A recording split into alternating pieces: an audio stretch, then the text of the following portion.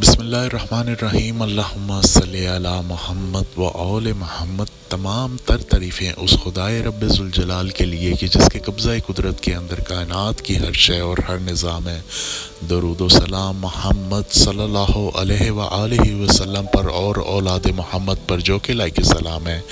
दुरे नजब से मुतल्लिक़ आप लोगों ने बहुत सारी वीडियोज़ यूट्यूब के ऊपर देखी होंगी जिसमें इसके फ़ायदे, इसकी अफादियत, इसके बेनिफिट और इसके मुतल्लिक़ मालूमात फ़राहम की गई है। तो मैंने सोचा मैं आप लोगों के लिए एक ऐसी मुनफरिद वीडियो बनाऊं जिसके अंदर मैं इस पर क्या अमल किया जाता है, इसके क्या फ़ायदे हैं और बच्चों के लिए ये पत्थर जो है कैसे जो है वो बेहतर है। तो वीडियो को मुकम्मल देखिएगा ताकि कोई इन्फॉर्मेशन या कोई मालूमात जो है वो आप लोगों से स्किप ना हो। सबसे पहले मैं ये अर्ज़ करता चलूँ कि दुर्र नजफ़ नजफ़ अशरफ से निकलता है और ये ज़्यादातर जो वादी दारुस्सलाम है, जो कब्रिस्तान है, जिधर बहुत सारे अंबिया अलैहिस्सलातु वस्सलाम की तुरबतें हैं, कब्र मुबारक मौजूद हैं, ये वहाँ से भी पत्थर निकलता है। और इसके अलावा नजफ़ अशरफ में ये पाया जाता है। बाज़ लोगों का गुमान ये है कि वहाँ पर वादियुस्सलाम में जब बारिश होती है तो वहाँ पर जो बारिश के कतरे हैं वो पत्थर की शक्ल इख्तियार कर लेते हैं। उसके अलावा जो वहाँ पे पानी का कुआं है उसमें से ये मुतवातिर निकलते हैं पत्थर।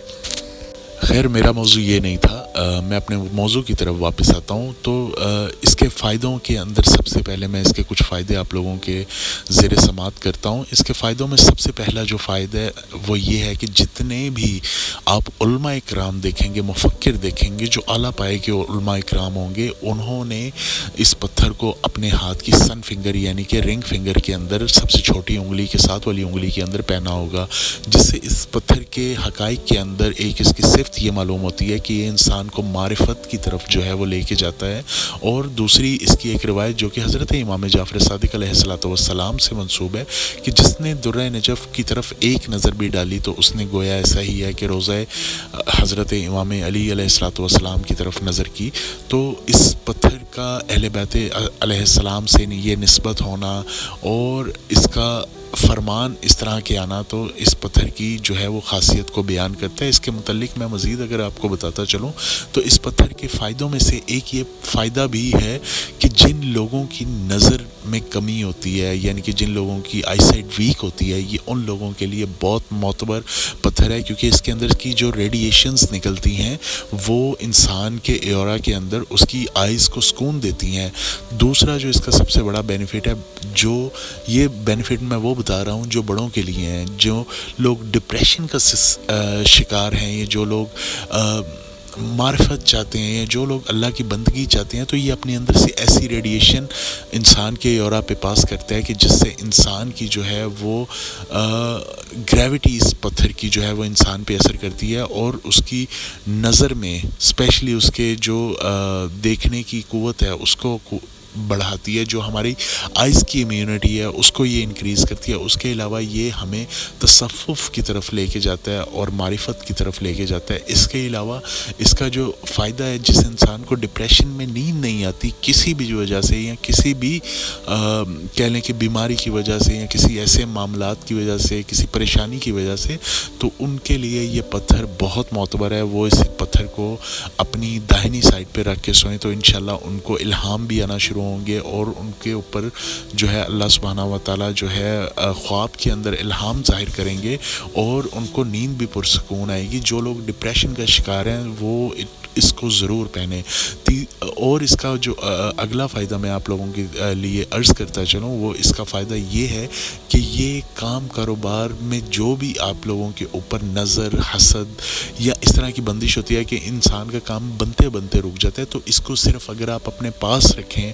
और आप किसी काम मकसद के लिए जाएँ तो इंशाअल्लाह अज़ीम अल्लाह सुब्हानहू व तआला आपको कामयाबी से नवाजेंगे, क्योंकि इसकी जो निस्बत है वो शेर खुदा हज़रत अली करमल्लाहु वजहल करीम अलैहिस्सलातु वस्सलाम से मंसूब है। तो अब जो इसके ऊपर अमल किया जाता है और जो बच्चों के लिए ये पत्थर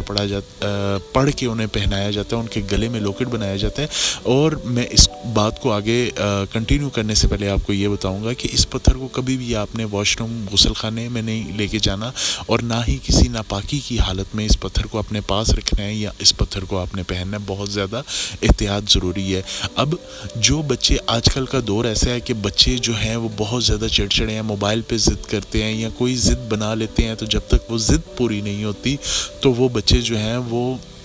سانس نہیں لیتے یا وہ اپنی ضد پوری کروا کے چھوڑتے ہیں اور پڑھائی میں ان کا دل نہیں لگتا، ہمیشہ ان کے موبائل یا اس طرح کی چیزوں، تو یہ ان بچوں کے لیے، ایون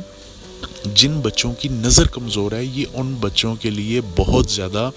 مفید پتھر ہے۔